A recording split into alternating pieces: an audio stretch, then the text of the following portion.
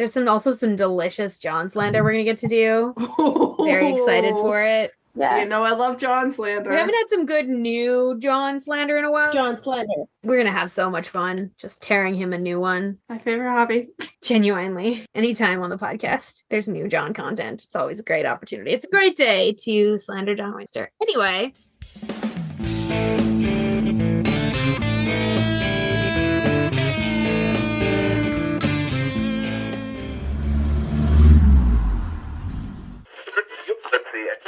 Hello and welcome to Saving People Queering Things, the supernatural podcast where the John slander is back and stronger than ever. Yeah. Today we are pulling up to Season 7, Episode 3, The Girl Next Door. I'm your host Sam, and my pronouns are they, them. I'm August, pronouns they, them. And I'm KJ, my pronouns are she, they. Yay, welcome back, KJ. Yay, welcome back. I'm so happy to be back. Feels like it's been a long time. Honestly, I haven't even been recording episodes of my supernatural podcast, so I actually haven't recorded a supernatural podcast since the last time I was here, and I'm getting rusty at the note-taking process. Okay, you always taken way more meticulous notes than I have ever taken, so I think you'll be fine. I'm very hyped today. I'm so excited. I've been waiting to talk about this episode for a long time, and we're a long way off from covering it, so I'm very stoked that I had the opportunity to come here and talk about this episode. Yes, good. So are we. Yeah, this is a fun one. Well, fun is the wrong word. This is an episode. Before we talk about literally anything, I just want to say that I am I'm well known for being a Sam stan, and I'm deep in my Sam feelings, and I'd just like to apologize in advance. I'm with you. Don't even need to apologize. If there's ever an episode to be like, I have slander for everybody but Sam this week. You know what? And I mean everybody. Nobody is safe. As long as it's spread around, we'll accept that. That seems fair. That's fair. Nobody's safe from the slander. Everyone's getting slandered this week. I have beef with everybody, but you know what? Everybody earned it. If they didn't want me to say bad things, they shouldn't have done bad things. True. It's real. Now that you've met your host for today, it's time to catch you up. If you haven't watched Supernatural recently, here's what you missed on the road so far. First, August is going to recap the show up until this point. Yes, I certainly am. 6 seasons. I think I'm ready. Okay. 3, 2, 1, go. Here's what you missed on Supernatural. Sam is back from the cage after stopping the apocalypse, but oh no, he doesn't have a soul. And okay, now he does have a soul, but also there's now a wall in his head keeping him from all his hell memories. And also Cass is trying to take over heaven, and but he hasn't told any of the boys this, and so that goes just really, really badly. And Cass ends up taking in all these souls from purgatory, including all the Leviathan monsters, and Sam's hell wall breaks, and Cass is dead, and Leviathans. Amazing. Excellent job. I think just going with the most relevant recent information was the key there. I was just like, I don't need to talk about seasons 1 through 5. You all know that. If you missed that, I don't know what to tell you. It's not even that relevant. I mean, like, it's not relevant, but like, other than the Sam being in hell part, that's like the only part that's like relevant.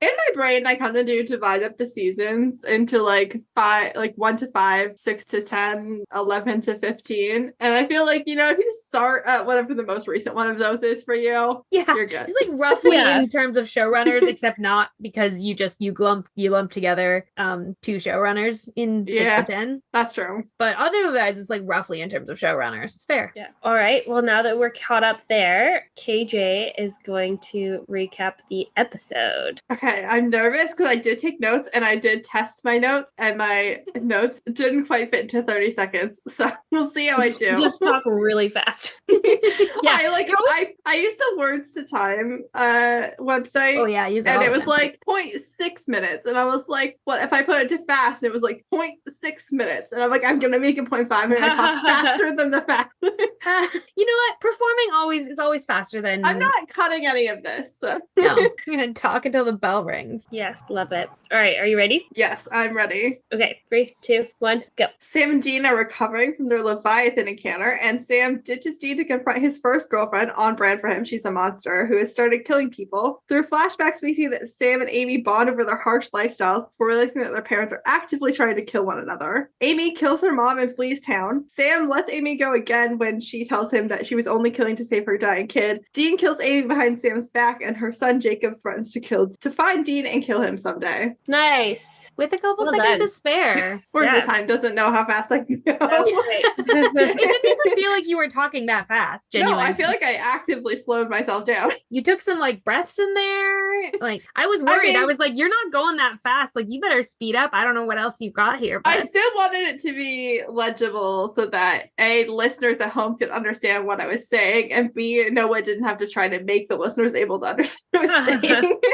I don't know if that's a thing that Noah can do. I'm sure it is. Noah But can it do sounds anything. difficult. Noah can do anything. It sounds hard though. I It didn't does. want to have to put him in that position. Look, Noah makes us sound good all the time. Yeah. Shout out Noah. We don't need to make his job harder. Leave that in, Noah. We need to make sure that praising you makes it on the air. Yes. All right, nice. Nice recaps, you guys. So now we're just gonna jump in. How about this episode? What episode is this, Sam? Oh, this is season 7, episode 3, The Girl Next Door. Through the theme of chance. I am so stoked to talk about this episode, and right away I want to talk about Sera Gamble. Please, Our please. showrunner. Okay, Please. according to the season 7 companion guide, Sera Gamble was inspired by the 2008 film Let the Right One In, which, according to Robert Singer, Sarah had a thing about. That is the phrasing used in the Okay, guidebook. so by supernatural terms, was super weird about. Had a super weird obsession. Sera Gamble's been here since season 1, so like Sera Gamble's already not quite all right. But Let the Right One In is fucking bonkers. I'm gonna tell you about it. Yes, please tell us about Yes. it. Please Bonkers tell us. movie, but also according to Robert Singer, Sarah was looking for a chance to use that movie to do Sam's first kiss since season 6 started. Like as soon as Eric Kripke handed over the reins of Supernatural to her, she was like, "I want to do this," and it didn't fit into season 6. So she's been waiting. So she's for her been waiting. opportunity. But Gotcha. content warning Like a- for this movie. I'm like hesitant to call this like trans content because it feels like a little too body horror-y for that. So I'm gonna call it like content warning for gender nonconformity and potentially non-consensual body modification of a child. That's what I'm gonna call it. Boy. Oh my god. Let the Right One In is a 2008 Swedish romantic horror film. What? What? Based on a 2004 novel, there's also an American version that came out after. It takes place in 1980 suburb of Stockholm, and it's about a 12-year-old boy named Oscar who's a victim of some pretty severe bullying. He like immerses himself in revenge fantasy, and he befriends Eli, the girl who moves in next door. Hence the name of this supernatural episode. Eli encourages Oscar to stand up for himself at school, and then through the course of the plot, again, I'm not watching this. Anything that has the word horror in the genre, I'm probably not watching outside of this show. Hilarious. Eli is actually not a 12-year-old girl. Eli is a boy and a 200-year-old vampire, so not 12. Okay. Okay. And something about them becoming a vampire also resulted in like castration. So there's like weird body stuff happening with Oh Eli. yeah. Yep. But essentially they're kind of engaging in that kind of like gross trope of like dressing up as like a little girl to like be like more blending in. Like Right. that kind of icky trans stereotype that we hate. Oscar is super upset to learn that Eli's a vampire, but Eli's like, I'm killing to survive, and you actually want to kill people because people are mean to you. So who's the bad guy? And then Probably the monster. That's probably the bad guy. Oscar saves Eli from being killed, and then Eli feeds on Oscar, and they have their like first kiss, and then Eli's like, I gotta go, I gotta leave town. That's Then so cool. before they can actually leave town, Oscar almost gets killed by the bully. So Eli kills and dismembers all the bullies, except for one, because one person's gotta survive. And then the final scene of this is Oscar is on a train and Eli is on the train with them, but Eli is in a box and they're like tapping a message through the box. And that's how the movie ends? That's how it ends. It's like them running away together. Again, Oscar is 12. Oscar is still 12 and Eli is 200? Yeah. So that's kind of concerning. And there's like whole plot I didn't mention in there, but like Eli has like an original like person that they're with that like people assume is like their parent, but isn't, and it's kind of like implied that like Oscar, this is somebody that Eli met when they were young and that they grew old caring for Eli and helping Eli get away with feeding on people. Oh my god. Anyways. Okay, Yikes. Sera Gamble. What you doing over there? What you doing over there with that Swedish horror? Yeah. Anyways, all that to say is that Sam's first kiss is based off this super weird, kind of queer, kind of homophobic, transphobic piece of media. And I stand by my previous statement across multiple Supernatural podcasts that Sam is queer-coded from the beginning, because Sera Gamble's been here from the beginning, and this is what she thinks about Sam. This episode, like, the use of freak to describe Sam is a very queer-coded, like, use of that word. Like, I don't think we can get I think that that's just, like, in the text and has been. Sera Gamble and I don't always see eye to eye, but she had a vision with this episode, and the CW were just too cowardly to fully execute it. But I see what the vision was, and I'm still very happy with this episode. Yeah. Also, this episode was directed by Jen. Oh, this is the Jensen director. Which is part of the reason why Dean's not here as much as you would expect him to be. Yeah, he's secondary because Jensen's the camera doing another thing. That's fun, and it's a well directed episode too. Absolutely. They're doing some interesting things, and this episode's also like written by Laughlin and Dab, so like that's a pretty solid combo. As much as I don't love Andrew Dab all of the time, the Laughlin Dab combo is usually pretty solid in terms of episodes. Characterization wise, particularly for Sam, this episode's really, really strong. Oh yeah, I mean, and they can really only handle, like, that combination in particular can only handle one Winchester at a time. No, they have to, which is going to come to my like one beef with this episode is some of the characterization of Dean. I'm like, I'm very mad about the characterization of some of the characters. Yeah, do we want to just I don't want to jump right to it, but yeah. Okay, we have to come back to it though. Yeah. This is kind of a random comment, but the first scene in the hospital when they're like Bobby's breaking, not the first scene, but or the beginning when Bobby's like breaking everyone out of the hospital. Yeah. It gave me very like Firefly vibes. You know that Firefly episode where they're escaping from the hospital? Yeah, that's absolutely. This whole scene is, I mean, when Dean falls over the bed, like the very like first thing that he does, like fall in the bed, I love that scene. I think it's so funny. I think they do a great job of bringing in a moment of humor in that. Also a moment of just like Supernatural like trying humanness. Supernatural also trying to have consequences for injuries, but then giving up on it like 2 seconds later. Immediately. Well, yeah. They're like, it's only going to be 5 days where you get your cast off. I'm sorry, this injury is not who breaks their leg and gets their cast off for 5 days? Like the 3 weeks between like that happens while the title card is showing, like 3 weeks past, but like even that's only 4 weeks total, like for a broken leg. Well, and it was whatever the fuck was wrong with Sam. Broken leg. I get that like the priority was not to be eaten, but I can't help but be a little bit mad at Dean and Bobby for removing Sam from the hospital with this unresolved head trauma. Like, what if he needed brain surgery? To be fair, what if he had a brain bleed?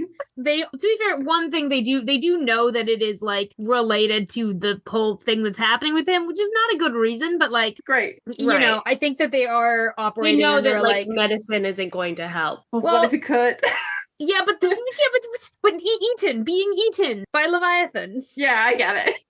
I was just like, okay, like, what if he does need brain surgery though, and you've just taken him from the hospital? Were they gonna let him get brain surgery though? Are they really gonna like? No, they never from the leviathans. Also, this hospital, I get that. Like, also this hospital has been corrupted by leviathans, but Bobby fully takes an unconscious John Doe out of the hospital, and it's just an ambulance, and no one cares. No security at all. They steal an ambulance. Yeah, and it's like not everyone in the hospital is under the control of a leviathan. Yeah. So theoretically, I hope that behind the scenes Bobby called Jody and was like, "Hey, listen, some shit went down after I dropped you off at home, and you're just gonna have to figure out how to make that fine." And I'm sorry, but like, yes, I did steal an ambulance. No, I will not be returning it. Yes, I do need you to make up. I do need you to bury it. I do want to rewind that to like when Dean first woke up and like Bobby was like, "Okay, I'm gonna go at Sam." Bobby gives Dean this like cute little face pat, and I love it. It's very dad. He's very dad in this episode. Dad. He's very dad to one brother in particular. Yeah. Well, he's also just like, they thought he was dead, and we really brush over we thought Bobby was dead feelings. Oh really my god. quick. Okay. Yeah. Everybody here has seen 702. Noah's seen 702, so I'm gonna just say this. 702 is the reason that our show has the mental health check, because of that scene where Dean calls Bobby and is like, "Hey, if you're dead, I'm gonna kill myself and Sam." Yeah. That's the reason that I invented that segment, was in anticipation of eventually covering 702. I didn't know that. Wow. Yeah, that's fair.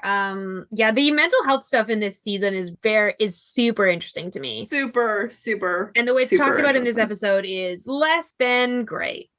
It must be the best/worst day of a monster's life when the Winchesters accidentally stumble upon where they are. Like, these Leviathans knew that the Winchesters were nearby, but they weren't expecting the Winchesters to roll up to the hospital. Right, injured already, too. Yeah, Like, already completely incapacitated. Like, Dean can't walk and Sam's fully unconscious. Like, wow, just deliver them right to you. Like, incredible. Mm-hmm. Okay, well, let's go to like the first conversation that they have in where they're talking, like where the three of them are talking and they're trying to figure out what to do. And Sam spaces out and then kind of comes back to the conversation and they have a conversation. And then Bobby and Dean have a conversation about like, is Sam really okay? Yes. Okay. First of all, before that, Dean and Bobby have been watching telenovelas together. Oh, yes. Sorry. Very, very, very important. I feel like we can't just not mention that. Enough so that like Bobby comes in. Dean is actively watching and having like a moment. Dean comes in, Bobby like walks in front of the TV and Dean just like makes a reference with no context and Bobby understands what's happening and who the characters are. They both say stuff in Spanish. That proves that they've been watching this telenovela like extensively for 3 weeks. It's adorable. It's adorable. But then then they have a conversation and like Sam is completely spacing and like he's kind of convinced that he maybe is still in the cage and that makes me extremely sad. Sam is very like it's very clear that he is sort of there's a bit of a reality like gap happening again.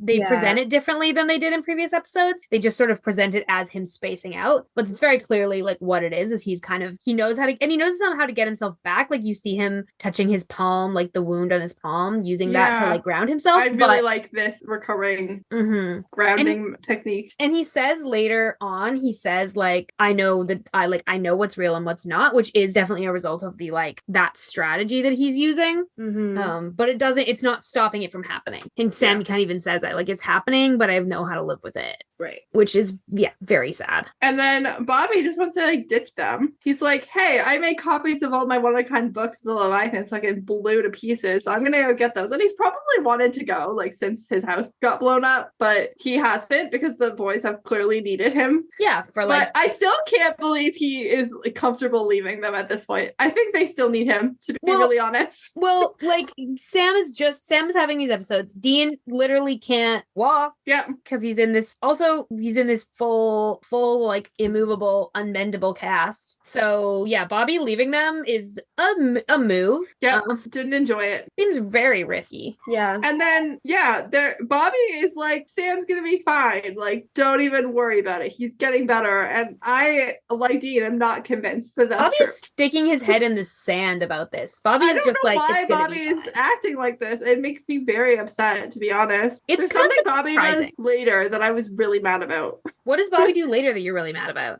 After Sam's gone and Dean calls him, Bobby's like, it's Sam, he's fine, he'll come back. As though the last time Sam didn't go missing, Sam almost killed himself. I know, I also found that really strange. I was like, Bobby, come on. Bobby's weirdly like, this is going to be fine about everything that's happening. I almost like, wish there was a scene in this episode. Like, I almost wish there was a scene in this episode where Bobby told Sam to just ditch Dean and go, like, take a breather. Because, like, without that, like, as the episode is written and presented to us, I can't help but feel like Uncle Bobby doesn't give a fuck about Sam. Which doesn't make any sense because it's so mischaracterized. Like, it's so mischaracterized. It's no secret that Dean is Bobby's favorite, but this felt extremely like Bobby didn't give a fuck. Which is just, we know is not true. And I think we can just chalk that up to, like, bad writing. Like, I think we can say that is bad, lazy writing. Lazy writing. Yeah. They need to get Sam out of there, and they need Bobby to not really be that concerned because they need Bobby to not also go after him. They also weren't going to pay Jen Beaver for more screen time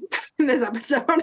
They were like, you're here for 5 minutes, please leave. We're not paying you. But I was mad about that. And I think if I was in Dean and Bobby's position, I would also be having conversations about Sam when Sam's not around, but I also just don't like it. I'm very defensive of my boy. I get that. I think that it makes sense that they are in the same way that, like, I think anyone in their situation would be. So then Bobby's gone. Sam's gone to get food. And then we learned that the Leviathans can track the Winchester's credit cards and like even their like credit cards that aren't their real They names. figured out their aliases. It's wild that Crowley and the fucking Angels aren't doing that all the time. Yeah, how did the Angels not? Though you got the impression that most of the time they were either warded against Angels or Angels were able to easily find them. Like, the only times Angels couldn't find them were where they were warded. And if they're warded, like, set up whatever this fucking Leviathan's got set up for these credit cards. Like, that seems like it's working. And then I was like, how did the Leviathans know how to do that after being in purgatory for like 1,000,000 years? But then I thought about, like, I'm pretty sure that if they eat people, they gain some of that person's knowledge. So they just ate a credit card guy. We had that kind of confirmed in the first 2 episodes that the Leviathans learn extremely fast. Wait, I think that was established. It just wasn't in this episode, so I forgot about it. And then I was like, no, I think that was it. But at first I was like, how did they know how to do that? The internet didn't exist. Really fast learners. Yeah. Honestly, though, all the more reason that at the very least the Angels should be doing this, because like I feel like the Angels frequently lose the Winchesters and can't find them. Mm-hmm. Though with the Angels, it's always like there's all the politics as well. Like I think the Angels, it's I don't know, never as simple. If I were running heaven, I'd be keeping tabs on the Winchesters at all times from the moment that they were born. I think people try. But I think sort of the impression is that the warding kind of prevents. Yeah. Even if you do have the intel, you can't get close. It's still going to sort of obscure where they are.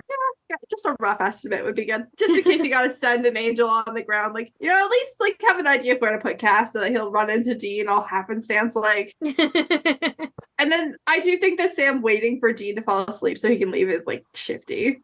Yeah, okay. I know we said we weren't going to throw any shade at Sam. This is a bad decision. It is a bad decision. It's a bad decision. Like, this is a bad decision top to bottom. Like, don't go on a hunt on your own, number 1. Don't go on a hunt without telling someone that you're going on a hunt. Number 2, don't go on a hunt and then turn your phone off so that nobody can reach you. And this is like all excluding the like you're having I think if Sam a mental health crisis. If Sam had communicated with Bobby, that would be one thing. But like okay, like you don't want to talk to Dean about this. Tell Bobby where you're going so that when Dean calls Bobby in a panic, be like, Sam fucking ran away. Bobby can be like, he's on a hunt and I hate it, but it's fine. But you know, what are you gonna do? Bobby's kind of fine with that.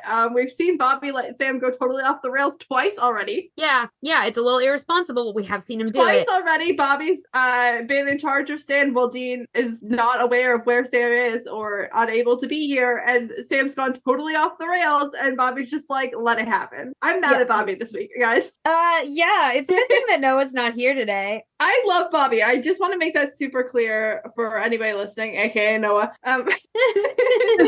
That I do love Bobby, but when Dean died at the end of season 3, Sam just ditched Bobby, and Bobby was like, I looked for Sam, even though Dean tracked Sam down in like under 24 hours. Yeah, either Bobby is bad at what he does, or he's sort of been a little irresponsible. Like sometimes he abdicates some of that. Specifically with Sam. Mm-hmm. Well, I mean, to be fair, he doesn't. It's not that we haven't seen him do that with Dean. We just haven't seen him have the opportunity. And then when Sam came back soulless and Dean was off living with Lisa for a year, Bobby knew Sam was back. Oh yeah, that beef I also share with Bobby of like, yeah, and Bobby again, fucked that Sam one up. was off doing crazy shit, and Bobby's just like, I don't care. So this is Bobby's MO when it comes to Sam, and I guess I can't be that mad at it because it's consistent, but I am mad at it because it's bad parenting, and Bobby's supposed to be the good dad here, and it's fine. We're gonna get John content, and I'm gonna be more mad at John than I am at Bobby, 100%.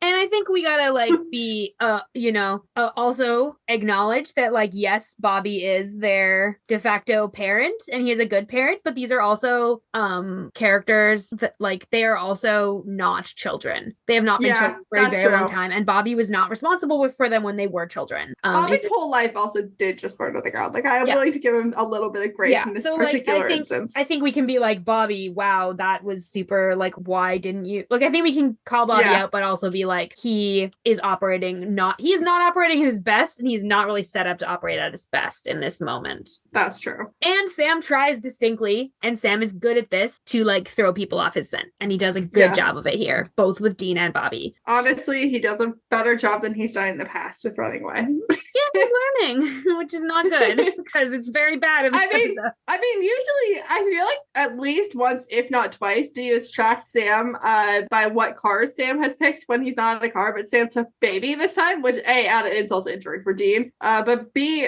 eliminated a huge clue that Dean usually uses to find Sam.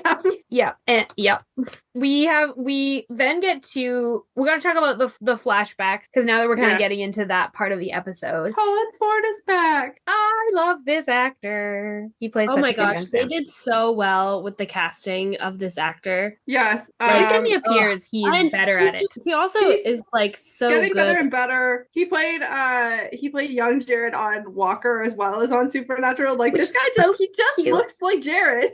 Yeah, but he's like, also he a really does good the actor. like facial expressions and the like the body language of For Jared as well. I think he has a very good understanding of Teen Sam. Like, yes, yeah, he captures the sort of like vulnerability, but also sort of the like helplessness of young Sam, while also still managing to pull out that like rage in small moments. And we know that like Sam as a teenager was like full of rage, but I think he uses it really well. He doesn't just play Sam as this like angry, brooding teenager. He plays Sam as this character who's like really vulnerable and really scared and really intelligent, and but also has this like undercurrent of like, you fuck with me, like you're a goner. Like, you fuck with me, like I will punch you out so fast you won't even know what hit you. Like, yeah, and he's really got the turmoil of like, I don't think I want to be a hunter, but like I am a hunter. Like, really good. Mm-hmm. Yeah, I love him.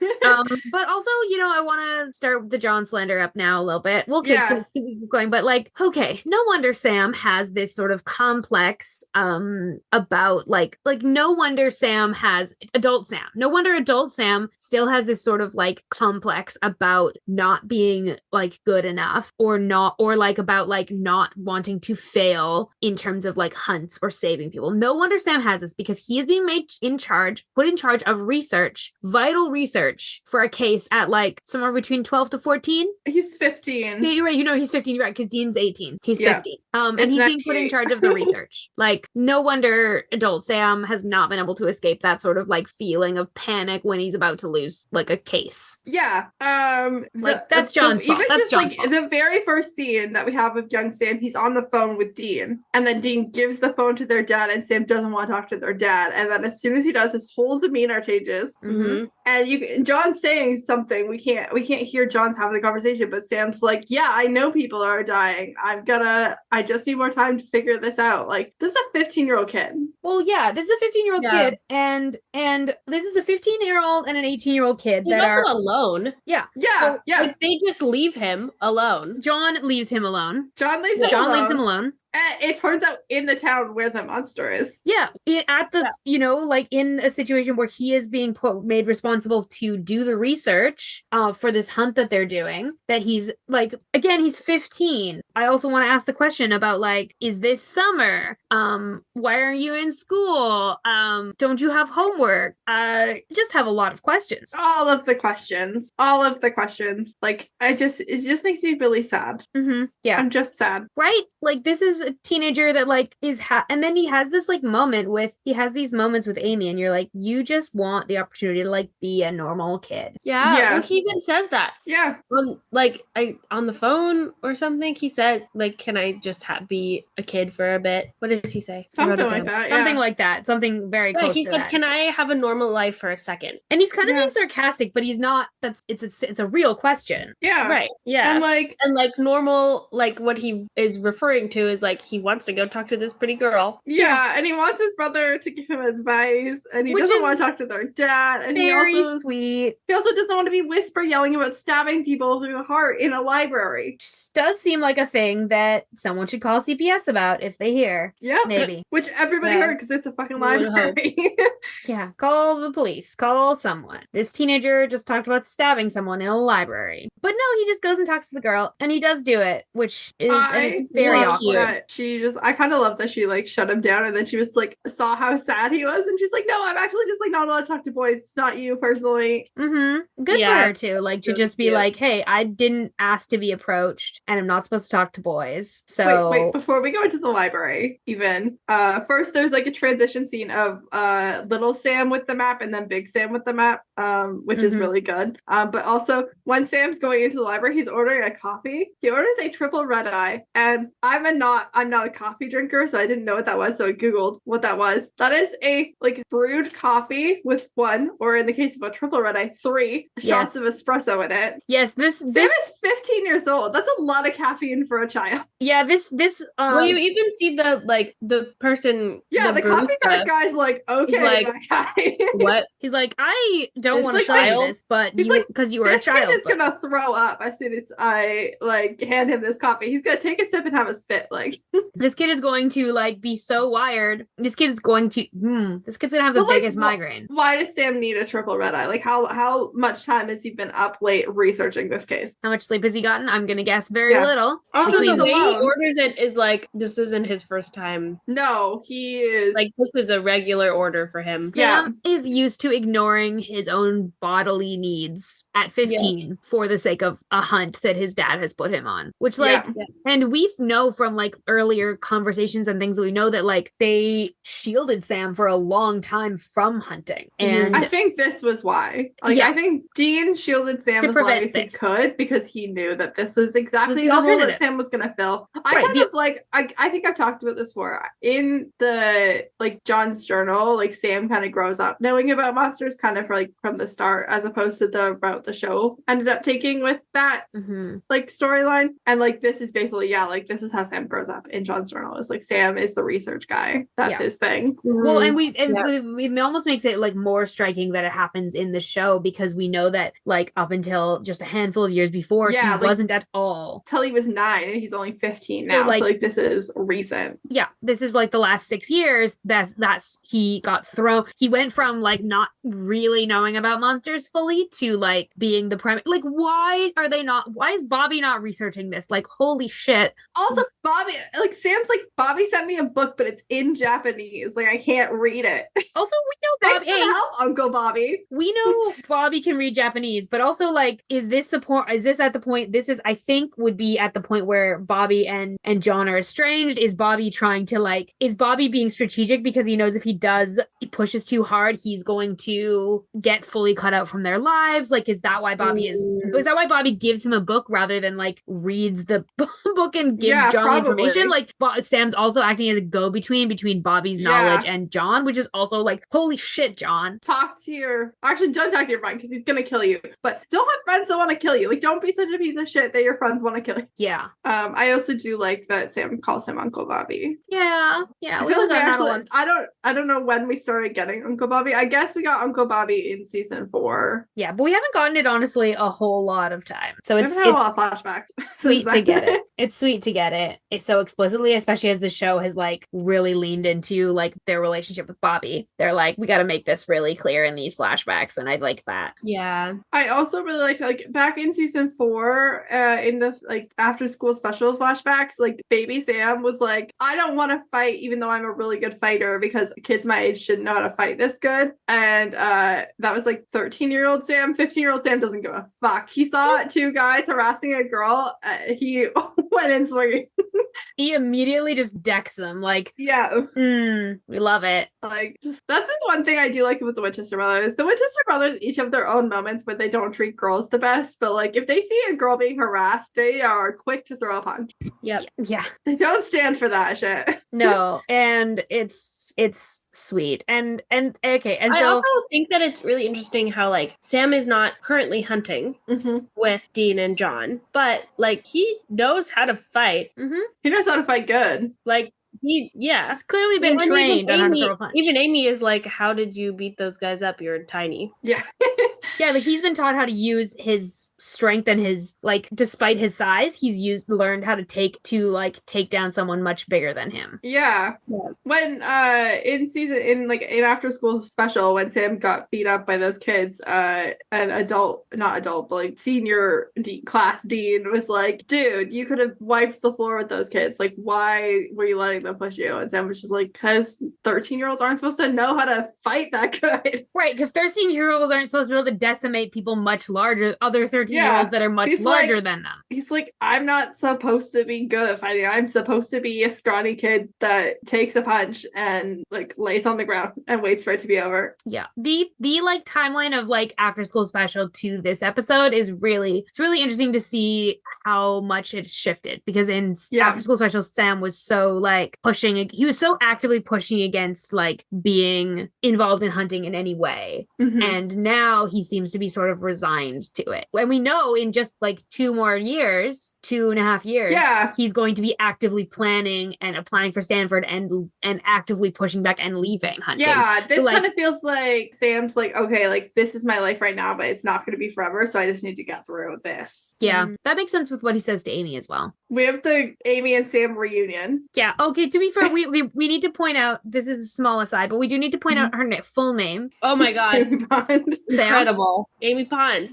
Yeah, the super hulock of that, just every time, I just have to, it just pulls me out. It just makes me giggle. I do think it's funny. And I'm glad that they didn't drop absolutely. Amy Pond and then not acknowledge that her name was Amy Pond. Like, I'm glad that she was like, my name, like my full name. Amy Pond, nice name. Yeah.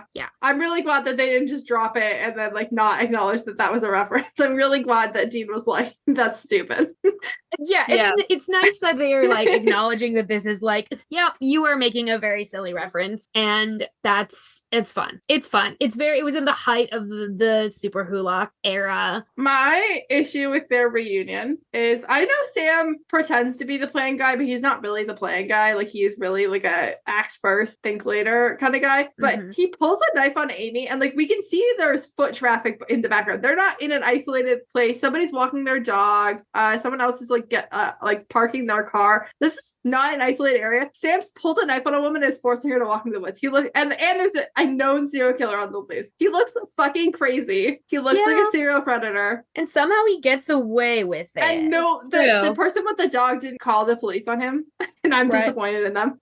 Again, it feels a little bit like a woman got abducted from a park by a 6'4" man, and nobody called the police. Nobody noticed it happening. But that is like also just like the sad reality of like, oh yeah, I guess that is, it like, is. You know, and Sam, I think this is not the first time he's had to do this with like a monster. I think that he's good at doing that in a way that like is, even though he's in a public place, it's not conspicuous. It's just like ironic that she's a monster, but like he from an outside perspective 100% looks like a serial killer. Like, he looks like the bad guy in that scenario. Yeah. Oh yes. Yeah, 100%. But also, if you're gonna hold a woman at knife point, just a suggestion, don't do it where we can see people in the background walking around going about their day. It does feel a little bit like he could have. Be a little bit more careful. I'm also a little offended we don't learn the name of Amy's two cats in the course of this episode. And it kind of seems like at the end of the episode, like maybe she's abandoned them. I mean, yeah. Justice for the cats. Justice for the cats. It's true. They do like run away and you don't see the cats in that final scene. Poor cats. Aw. Back with the like little Amy and Sam flashback, Amy is cleaning up a non-existent cut on Sam's forehead. She's like cleaning. I was wondering about that. I was like, what is happening? She's doctoring him up, but Sam's fine because he dominated in that fight. Teenagers. They're flirting. Absolutely non-existent. It's an opportunity to flirt and have physical contact where you're not a teenager. But 2 Days in February by the Goo Goo Dolls is playing, which is a song about a 2-day relationship that's ended due to distance. And I feel like let's go into mixtape from here. Yes. What's your mixtape? Well, there's already a Goo Goo Dolls song, so I thought I would stick with that theme because they didn't pick the Goo Goo Dolls song, so I did. I picked Iris by the Goo Goo Dolls. Nice. It honestly feels like it fits because like the whole chorus is like, I don't want people to know who I am, but like I want you to know who I am, and that feels like very much Sam and Amy in the course of this episode. Yeah, totally. No, that's absolutely true. Also, I realized that this episode might be the source of like, I've always kind of had canon, but like this is the kind of music that Sam likes, and I'm like, oh, maybe maybe the source was canon because Sam was into this song. I think there's a lot of like it's some evidence that this is Sam's kind of music. I've definitely written fics where Sam is into the Goo Goo Dolls and Indigo Girls as his like top 2 artists. Love that. Also, Sam says that their dad doesn't listen to anything that was made after 1979, which is the year that Dean was born. And I wonder if that's because John was too busy with his new child to listen to new music, or And then Mary died and their lives went to absolute Yeah. shit. And then it was like an emotional reason. yeah. That checks out. But also somebody says it's about Dean in a later season, like almost exactly these words. Yeah, and they do. that same episode also parallels the Sam calling Dean to ask her advice about girls. And I just think making some notes. I'm not going to give any more details because I know that Noah's going to edit this episode. But there is an episode that references this one twice. Ooh, that's cool. Okay, yeah, my song this week is gonna be Empty from the Start by Noah Gunderson. Ooh. I think thematically it just sort of to start with, it's about like basically sort of being doomed. Like that's what this song is about. Like there isn't, one of the lines is like, this is all we are, blood and bones, no Holy Ghost, empty from the start. There's nothing you can do, honey, nothing that you can do that would save me. And I think that's like how Sam feels like that his whole life has been. And that's sort of like the conversation he has with Amy as young, the way he sort of approaches his conversation with Sam later, the way he's talking about still seeing Lucifer. He's sort of like, this is just my life. And my life is ultimately just super cursed. Yeah. Sam. Can we talk about the conversation that Amy and Sam have, like young Amy and Sam have, about being Their parents. about their parents and about being free? Yes, let's talk about that conversation because we need some. Yeah, I really like Amy's attitude. Sam's like, people think we're freaks, and she's like, you are a freak. All the coolest people are freaks, and then like they kiss. I think that's so cute. She lists like a bunch Amy of people. She lot. lists a bunch of like artists and stuff, and is basically like people who are looked at as weird and different are actually some of the people that I remembered for being really cool. And I think that's like a message Sam really needs to hear, that like being different doesn't just could all use from time to time. Honestly, yes. But yeah, that they also bond over their parents being really harsh with them and like bouncing them around from place to place all the time and never settling in one place and never having steady relationships with anybody except for their families who they don't see eye to eye with. And them not getting a choice in it. Yeah. Like if you're talking about, like, we haven't really touched on like the theme we were looking at this episode through, but like the theme we were looking at it through was chance. And like, just like I was thinking about like the odds of them meeting, the odds of like, like I think that so much of Sam's life feels like it's sort of been destined by other people. And then this sort of chance encounter with Amy at first seems like a chance encounter where he like is nice to her and he sticks up for her and he makes a friend. There's a whole layer about it that they don't even know in the moment. Yeah. And then it turns to not really be a coincidence at all. Like it's not really a chance at all. And that like is really sucky. But for this like moment, it just seems like sort of like so totally independent from the rest of his life thing. Yeah. Right. 100%. Like he can be normal for a second and have a new friend but also a friend who gets it, a friend, not a friend who like in After School Special where people didn't get it, like a lot of person people. Gets him. Yeah. He doesn't have to do a lot of explaining of like, this is why I'm sort of fucked up in the particular way that I'm fucked up. He was like, I'm fucked up because my dad is a fucking asshole. And I think it's also a huge indictment of John to compare Amy's mom, who's an actual monster, to John in this way. A monster who is killing people actively. And John are raising their children in almost near identical fashions. Mm-hmm. Yeah. And that Sam can like, well, Amy talks about how her mom is like when she's angry, and then Sam says like, you don't want to see my dad when he's been drinking, which we all know John's an alcoholic and that things are bad. Yeah. We've heard that from him multiple times. Yeah. This is one of the most explicit though that like in terms of like, I would say this one and Point of No Return, when Adam's like, at least you knew our dad, and Sam's like, yeah, you probably didn't want to. Yeah. But this is like a distinct reference to like the fact that like when he's drinking, his behavior, things are bad. And we again going back to that whole like, we know that Dean tried to shield Sam quite a lot from John. Like the fact that again there was only so much he could do, and Sam still. Not that I think many John apologists have survived your listenership to this point in the podcast. But anyway, we're still here. I personally would like to hear from you about like how you interpret this line any other way other than John gets drunk and is abusive to the kids, because like that is kind of the implicit like you wouldn't like them when they're drinking. That's exclusively coded for this person is abusive. This is also like a norm. Like this is also like not an uncommon phrase. This is a pop culture phrase. Yeah, this is not unique to Supernatural. That is and yeah, you would always use that one thing. Linked to links alcoholism and violence. Specifically, usually violence towards either an intimate partner or children. Yeah, and I would just like to hear how you're mentally working around that because it's bad. It's really bad. Yeah. I don't want to fight with you about it. I just want to hear what you're thinking. I will fight. I'll fight if I think that it needs fighting, but also I am genuinely curious because this is a pretty explicit indictment. I would say this is almost more explicit than the Flagstaff and when Dad got home and you were gone scene. I would say this is. I think they're pretty. Yeah, I would say they're pretty close to that level of comparable. John's hitting the kids. I think this one links it specifically to the alcohol use. The Flagstaff one is specifically hands are being laid on the kid. Yeah, basically it's at least one of them. You take those two pieces of information together and you go, oh, that's what was happening. Yeah, and yet still. Speaking of hitting, I want to talk about two scenes at once, just because I think it makes the most sense. So at the beginning of this episode, Sam was in really bad shape. He was unconscious for an unknown amount of time because we never saw him wake up, and then 3 weeks went by and he was awake and seemingly kind of fine despite the hallucinations. But Sam was having a pretty near catastrophic brain injury at the end of the last episode. He was having a seizure. Things were really, really bad. 2 people knocked Sam out in this episode. It's been 3 weeks since he had that near catastrophic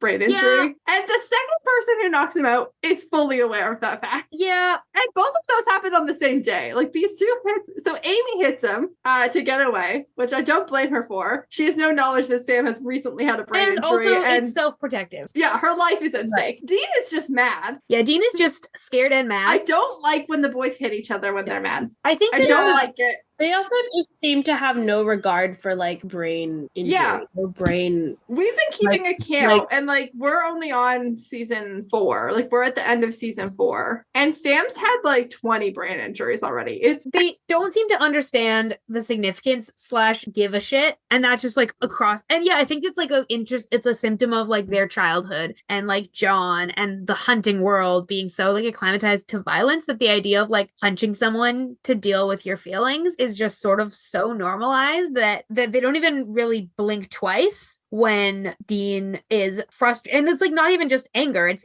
he's scared. That's why he's angry at Sam. He's angry at Sam because he was scared that he was going to find Sam dead. But his way of dealing with that fear is to turn it into anger and then to turn that anger into violence. And that's I don't know, I feel we've seen that over and over again in this show. In seasons 2 to almost the end of season 4, Sam's had 8 times he's been knocked out. He's knocked out 3 times in this episode. Oof. Yeah, it's oof. And technically one of those times was from the previous episode, but Dean hits Sam really hard in the face, knowing that 3 weeks ago Sam was having a seizure due to a brain injury. Yeah, no, it's not good. I don't like it. It goes against how I feel that Dean I get Dean is allowed to be mad, and I get that Dean does tend to be very physical with his emotions, but he is also very deeply ingrained to care for Sam at all costs. It's a little strange that in this particular scenario that's what he does. Yeah, based on it's not he's never hit Sam when he's been mad at Sam before, but I think in the grand total of bad things Sam's ever done, running away isn't even in the top 5.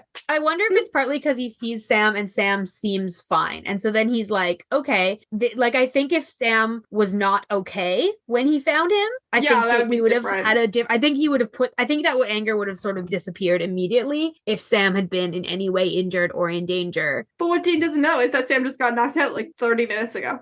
Yeah. So there, you can't really blame him for not knowing. Sam's gonna get that freaking whatever it is that football players get. Yeah. He's been knocked out so many times. He's had so many concussions. He is going to get CTE. Chronic traumatic encephalopathy. Yeah, encephalopathy. Yeah, that's the one. That's my Grey's Anatomy watching. Yeah. Folks, take brain injuries seriously. Yeah. Second concussion syndrome is a real thing. Or second hit or whatever it's called. That's a thing. Anyways, backtracking a bit back to Amy knocking Sam out. while that's happening, Dean is tracking Sam down, and he says that like the flashbacks that we've been seeing are from 1998, which does make Sam 15 and Dean 18 or 19. Dean also says that the hunt, quote, didn't make the highlight reel, and I think that just highlights something that we've seen a lot of times in this show, but I feel like I always need to remind myself of it, is that even though like we as an audience do get more information than sometimes the characters get, the episodes are still very heavily in the perspective of usually one of the two brothers. And that perspective very much matters, because that didn't make the highlight reel for Dean or John, but was a very defining moment for Sam. Yeah, this hunt was not well, and you got to think about it too, like, because like this hunt would have just sort of ended, like, like Amy's mom is killed, the death stopped, and like we know presumably that Sam didn't tell John the truth, but like Sam had a body to deal with, and so, John and Dean were allegedly following pretty close behind. Well, Amy's and did mom. they? And it seems like they didn't. This hunt was done. Dean does did not they think that Sam killed Amy's mom? I honestly had forgotten where. That's a good question. I had forgotten, and I actually thought, like, I was watching it, I was actively like, how does Sam explain this one to John? And I actually thought that I had in my brain that he just told John that he did it. So I'm gonna guess that that's probably what happened, because I think that would have been the smartest move for Sam, would be like, because he also, Sam wants to protect Amy. He wants. So then I feel like that's probably one of Sam's first monster kills, and like the fact that didn't make the highlight reel, even if it was one of Sam's earliest monster kills for like Dean, who's usually like proud dad Dean. Yeah, but he wasn't. He wasn't there, and and you know, I can't imagine Sam was very okay after this. Yeah. But yeah, like there's always a little bit of that lingering unreliable narrator, ghost facers effect, whatever you want to call it, of like, is this episode from Sam's perspective or Dean's perspective? Because it does matter, because sometimes they don't know everything that's going on with the other one. No, clearly in this case. Yeah, and sometimes we know more, and sometimes we don't. Like sometimes we just know what Dean knows, and that's it. Like a lot of season 4 was like, and something's and up with as Sam, well, but we don't know, and something's 4 and 6 were particularly like this, where we were like, something's wrong with Sam, we don't know what it is, and we sort of feel what Dean feels, which is like Sam super kind of knows what it is, or at least has some ideas, but it's not his perspective, so we don't know, because that's just how you build suspense in a story. But yeah, like there is, like, it does matter. Amy is just trying to be a good mom, but she's being a good mom by killing people. Sam's so stuck here. Sam's so stuck this here. is hard. This is an impossible choice. I do feel like Amy is telling the truth personally. I did get sucked into a Reddit thread where there was debate. The thing is, I do think that Amy does not intend. I think Amy's telling the truth, and Amy does not intend to kill again. Yeah, I don't think Amy's killed anybody since she killed her mom until this week. And I don't think she has any intention to do it again. However, there's no guarantee her kid's not going to get sick There's again. no guarantee her kid's not going to I was thinking, like, what if her kid gets sick again? That's like that. I think 100% she will. Do not love, like Dean. Do not love the way he goes about it. I do understand, based on everything else, why he makes the choice he does. Do I think he can do it without talking to? Do I think that like Sam deserves to know that? Yeah. I don't think Dean should have done it. I don't think he should have done it, but I can understand why he did. Yeah. Like why he also felt like there was no real better choice. There are times that they've been more lenient than others. I do think that like he is technically following the code that he and Sam have seemingly established since season 1. Like ever since season 1, they've really been in a struggle of who are we to decide who's a monster. And it does seem like their line is, if you drop a body, you have to be put down. Yeah. And they've been pretty consistent with that. So I do see where Dean's coming from. Until you do that, we don't have a right to stop you if you're actually not. I think that Dean has actually created more problems by doing this than not, and not just with Sam, but I think with the kid. Oh, absolutely. Was absolutely the best. Because the kid had a steady source of food with Amy being alive and having her job. Like she's a mortician, she's taking from dead bodies. Sam does not tell. I don't think Sam tells Dean about the kid though. Yeah, he does. Does he? He does. He says that her kid was sick, and then he says, it's what you and I would do if it was one of us, which I think is a point that Dean should have taken into better consideration. Yeah. No, I'm not really defending Dean's decision here. But also, yeah, like Amy was settled in this town and she had a job where she was able to supply them with food without killing anybody. And now that she is dead, her kid is just going to be left to starve to death, or her kid's going to start killing people. Yeah. And I think that Dean shouldn't have let the kid live if he was going to kill the mom, or he shouldn't have killed Amy. I really think he just shouldn't have killed Amy. But I think if he was going to, he probably shouldn't have left her kid to starve or become a murderer. Well, and like I think that again, it's just like making a really poor decision based off of and like not thinking through the consequences. Yeah. Which I think we have talked about before, where like Sam thinks through the consequences and doesn't give a fuck, and Dean just sometimes doesn't think through the consequences all the way. Yeah. And I think he's trying to finish this job, and he's trying to finish this job and like stop the immediate danger of like Amy killing someone, of like a known threat, but like again, by doing that doesn't consider the very real I like also wonder results of that. How much of this was an emotional decision for Dean, because Sam had never told Dean any of this stuff that happened with Amy and her mom, where Amy like killed her own mom. I don't think that is why. I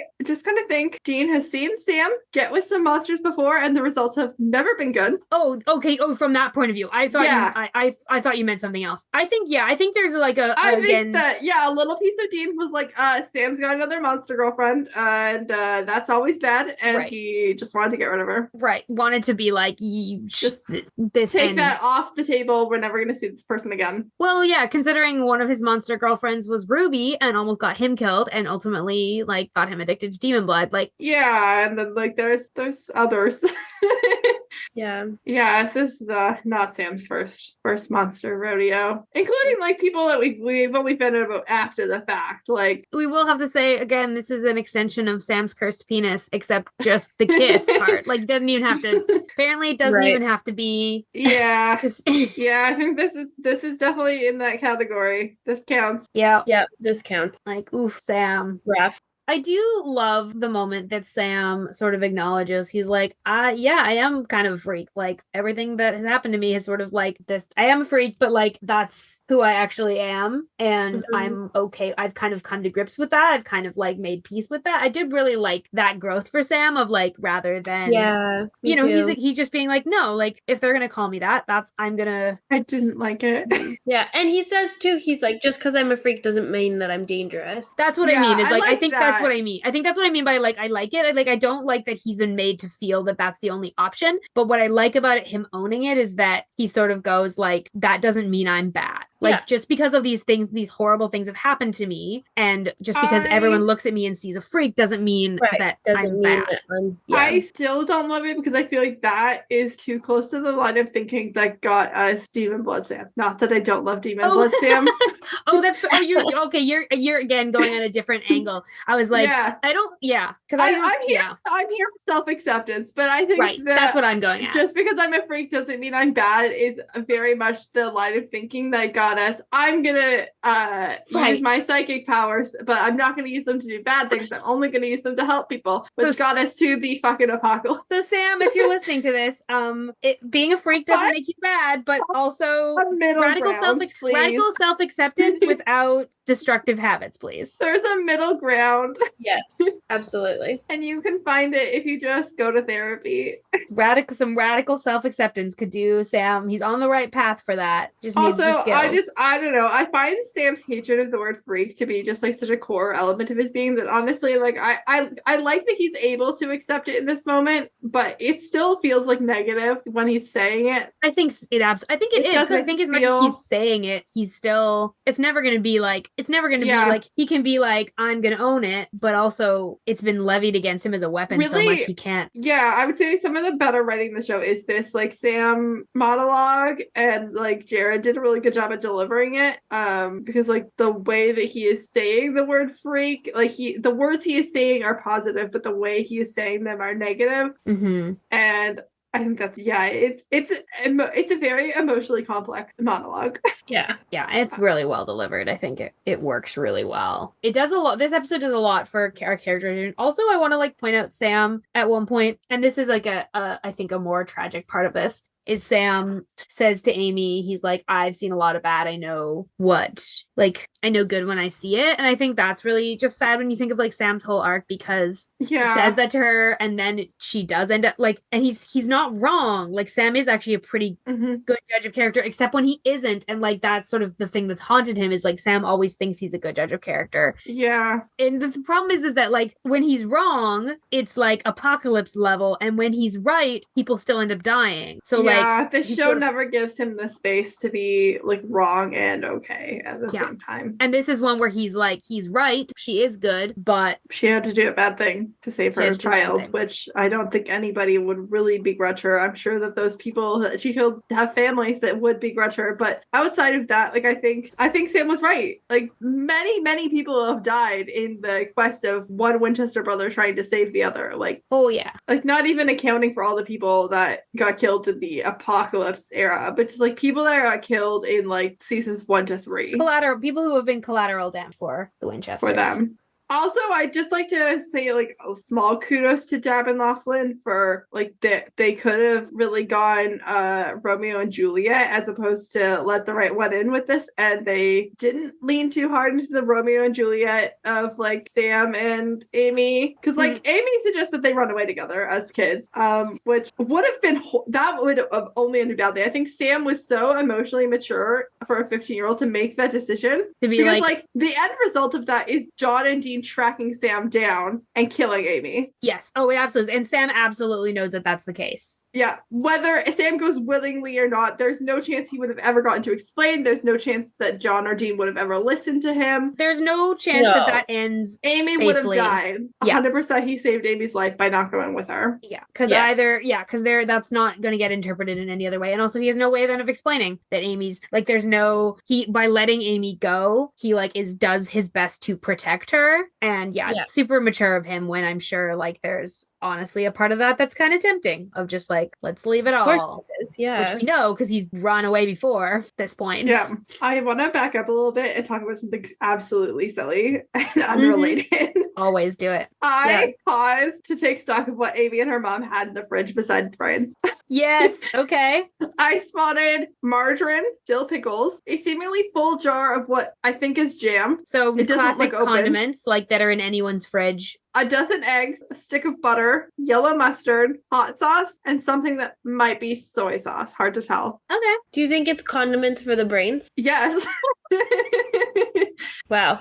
All they had that was like a consumable food was the one Coke that Amy brought to Sam. Right. And that was it.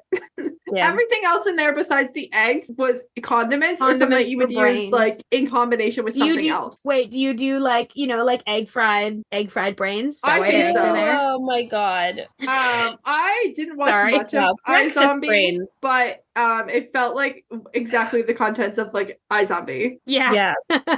That's like, hilarious. But I was just like, oh, like we can see some stuff in the fridge. I wonder what else. And I like paused a couple of frames of the fridge to see as much as possible. There was also another shelf that like below that looked like it had some stuff on it, but we couldn't see anything definitive. Love that you checked this out. That's for really us. funny though. I did need to know that they were using condiments on the brains. I did need to know that. That was absolutely. At the very least, a side of dill pickles. Yes. My one other note is that after Sam and Dean stop hitting each other and having big conversations, they decide that they're going to go meet up with Bobby, and Dean lets Sam drive, which usually when Sam drives, it's because it's like narrative symbolism for Sam Sam's taking agency. Control and agency over his story. Not this time. This time it's a distraction. Which is, again, it's almost like Dean has gotten wise to it. Giving Sam the illusion that he is taking agency because he's talked Dean out of doing something, but he hasn't really talked Dean out doing something. Dean's letting him think he's done that. Which again it worked. And that's like, oof, that's Yeah. And then as soon as they get there, Dean's like, hey, I'm going to the pharmacy. And then there's a weird time stuff. This doesn't make sense timeline-wise at all. Because they drive to meet Bobby and they're gonna like stay somewhere overnight and then go the rest of the way to meet Bobby. And Dean's like, hey, I'm gonna go to the pharmacy. And then he tracks Amy down somehow. And Amy's had time to pack up and leave her home, and people have reported her missing. Yeah, it The timeline doesn't really make the sense. timeline doesn't make just any. go with it. No. You just go. You literally just have to be like, well, doesn't make sense. You just kind of go with it. And then then we end on like the Leviathans again being like, hey, we're gonna track all of Sam and Dean's aliases. Yeah, it's the like little plot, like little like reminder that the reminder that this one-off this episode plot is looming. Yeah, the Leviathans are coming. They are not done. They are not letting Sam and Dean go. So R.I.P. to all of Sam and Dean's previous aliases. They're not going to be safe to use. Those are all useless now. All your credit cards useless. Agents Page and Plant will always be iconic.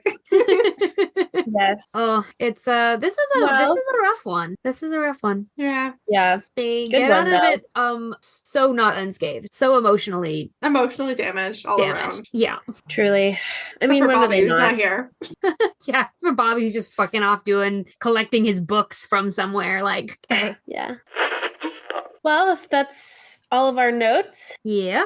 it is now time for our final and perhaps favorite section of the episode, our character blessings. Does anyone have? KJ? I think only once have I ever come on the show and not given my blessings to Sam, and I think it was the last time I was here, but now Sam needs them this week. He is in desperate need of some extra guidance Really. and light. And maybe somebody who won't hit him in the face. Yeah. Just a break from concussions. Yeah. Yeah. Sam? Break from concussions for sure. I would I was going to bless Sam, but I understand that KJ likes to do that. So that's I will give that up. I would like to bless Amy, even though she is dead. Oh yeah. I truly think even with the killings, she was trying her best to not be the monster that she was. And yeah. Yeah. I feel like a lot of parents, no parents should commit murder to save their children, but I feel like a lot of parents would, or would at least consider it. Yeah. August. I am gonna bless Amy's kid because he's just out there. He's just watched his parent die and he's alone and he's gonna be hungry and he's gonna be fending for himself, and like that's exactly what the Winchesters were like when they were children. Of Dean to that's not foresee that being a problem. And like this is a child, and like not that long ago Sam and Dean were children who were sort of left alone to fend for themselves. Like this cycle of violence to Dean, because it's not really going to be a problem, but it should really be a problem that he has to deal with later. There should be consequences. This cycle of violence that hunting is, the lack of nuance in hunting leads directly to this cycle of violence where like a parent is killed and then their child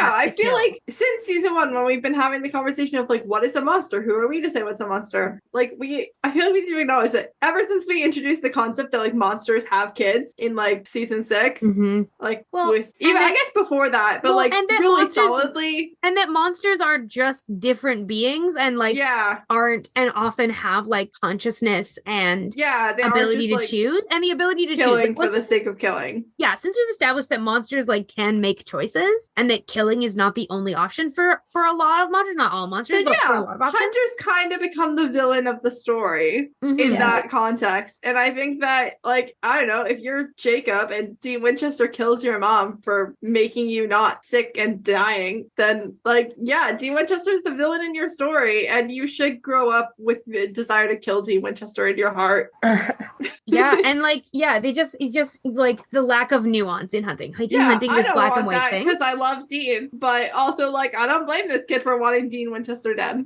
This situation where it's us versus monsters means that they can't conceptualize sometimes a different option, and I think that's going to continue. Like, I mean, we're in season 7. We're like almost halfway through the show. We're going to continue to have that be like one of the big questions that I think they're going to be trying to answer like until the end of the show. Of like it's the free will question again. Like it's the free will question. It's the like my free will and your free will, and like who makes the decisions. And, like, who deserves to be. Yeah, who decides what's good and what's bad. It seems like a great place for us to end today. On that just heavy philosophical. I should have held on to my fridge notes to the very end just in case.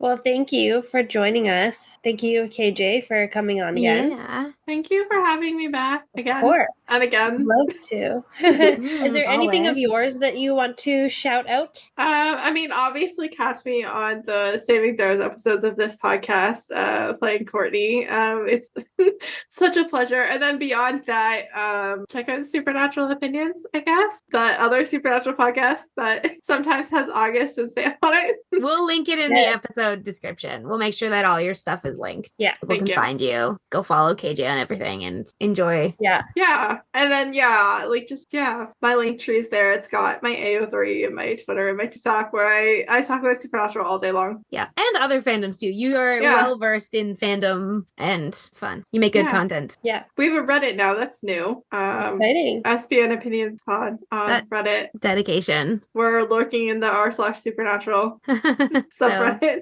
So if you're using Supernatural, you're in the Supernatural Reddit or the podcast r/podcast. We're lurking in there and occasionally responding to other people's posts. We'll probably be posting in there once we start recording again. Amazing. Well, yeah, as for finding us, you can subscribe to this show, Saving People, Queering Things, wherever you listen to podcasts. If you like our show, please share it with your friends. If you want more from us or you want to talk to us about the show or about Supernatural, you can join our free Discord server. You can find links to all of our social media and you can look at full season mixtapes, and that will all be available at our website, which is queeringthingspodcast.com. Be sure to ride along with us next week as we explore Season 7, Episode 4, Defending Your Life through the theme of forgiveness. Ooh, it's going to be a good one. Sounds exciting. It's going to be a good one. It was hard not to just keep watching after I finished this one. Oh, yes. I realize I haven't rewatched this season in a long time because I'm feeling that every time I watch an episode. I'm like, ooh. I started this one and I was shocked. I was like, I don't know how you watched last week's and don't keep going. But